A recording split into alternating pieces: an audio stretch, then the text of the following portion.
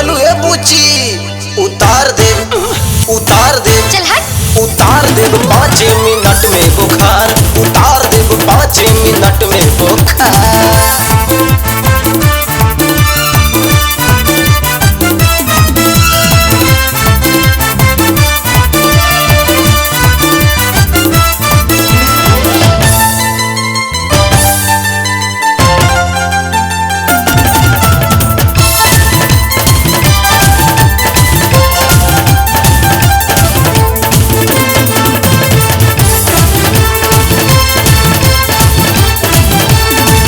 ऐसे पहिर के घुरबो लहंगा बूटी चोलिया, दिन में डकैती होई रसगुल्ला के खोलिया।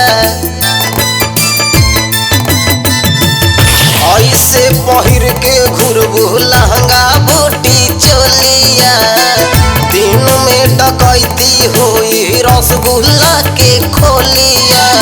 यूपी में आई भूकंप ए बबुआ दह जाए पूरा बिहार। तोरी माई के ई का कहलू हो? उतार दे 5 मिनट में बुखार, उतार दे 5 मिनट में बुखार।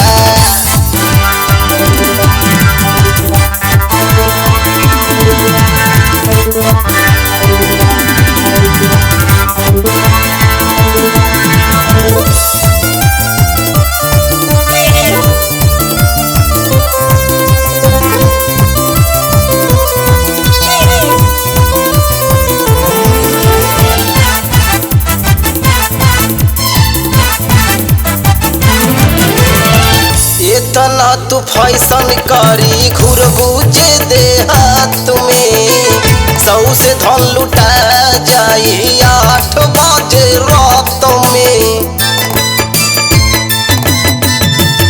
इतना तू फैशन करी घुरबू जे देहात में, 100 से धन लुटा जाई 8 बजे रात में। लहंगा में पूरा मोहल्ला के बांधब, चोली में पूरा जवान। ये करे जा तनी कंट्रोल में रहा। उतार दे 5 मिनट में बुखार, उतार दे 5 मिनट में बुखार। पहिरब लहंगा चोली चाहे देके चली गोली। हम पहिरब लहंगा चोली चाहे देके चली गोली। चाहे बम के होई बौछार। अरे ई का कहलू ए बूची?